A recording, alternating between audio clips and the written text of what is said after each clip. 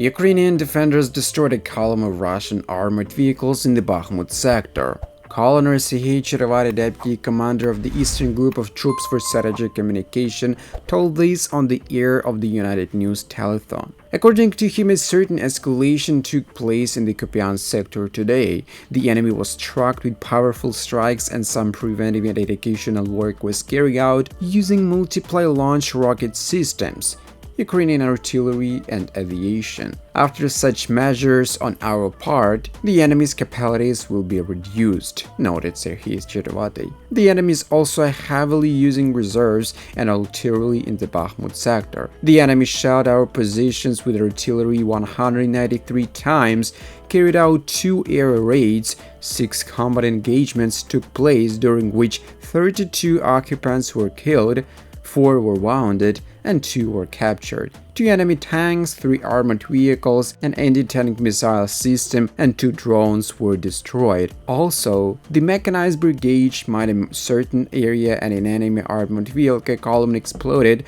on it, and later our artillery destroyed it completely. Primarily, there are 5 armored vehicles, including 2 newest T-19 tanks, an infantry fighting vehicles, an airborne fighting vehicle, and a tractor. The armed forces of Ukraine captured a group of Russian invaders.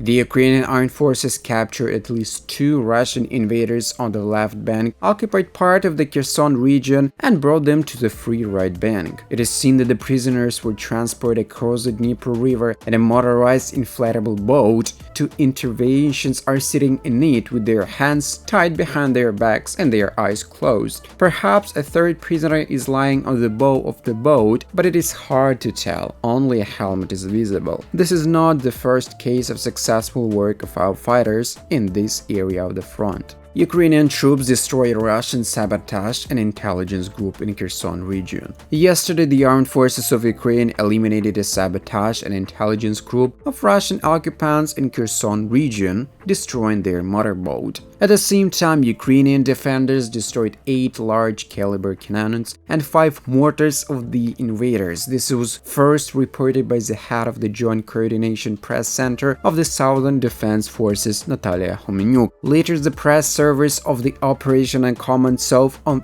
its Facebook page slightly corrected the above figures and added to them. The units of the defense forces reduced the occupation army and its capabilities by 39 occupants, almost 2 platoons, 7 guns and 6 mortars, 11 units of automobile and armored vehicles, a boat, a communication station, and 2 field supply points. Ukrainian military shoot down a Russian helicopter near Bakhmut. Today at about 5 o'clock, an anti-aircraft missile unit of the Air Force of the Armed Forces of Ukraine destroyed a Russian helicopter in the Bakhmut sector. The press service of the Air Force Command of the Armed Forces of Ukraine reported this in a morning report published on the official Facebook page. It is worth noting that this summer, the downing of enemy helicopters and airplanes is difficult. The Russians try not to fly into Ukrainian controlled territory and strike from afar.